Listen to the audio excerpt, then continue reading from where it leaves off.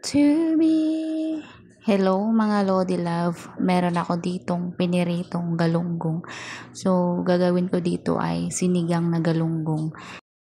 Tara tayo magluto. Una ko pong ginawa dyan ay nagpakulo lang ako ng tubig. Hintayin lang natin kumulo yan at meron na rin po pala ako ditong hiniwang kamatis, luya, tsaka sibuyas.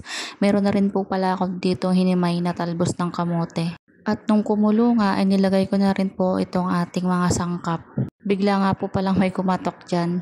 Ayaw ni kuya magpakita sa camera kaya medyo sinara ko yung pintuan namin. O diba, mayroon ulit akong free rice from Lazada Last Land. Free delivery na rin po yan mga Lodi Love. At maya maya nga lang po konti ay kumukulo na rin at nilagay ko na rin po itong ating piniritong galunggong. Naglagay na rin po ako dyan ng sinigang powder at saka konting asin. At nilagay ko na rin po itong ating talbos ng kamote. Tinikman ko na po yan at okay na po ang lasa. At tara po, tingnan na po natin itong ating free rice. So, after 2 days nga po pala ang dating nito mga Lodi Love. So, tingnan natin ang brand po niya ay Dinorado, 1 kilong bigas.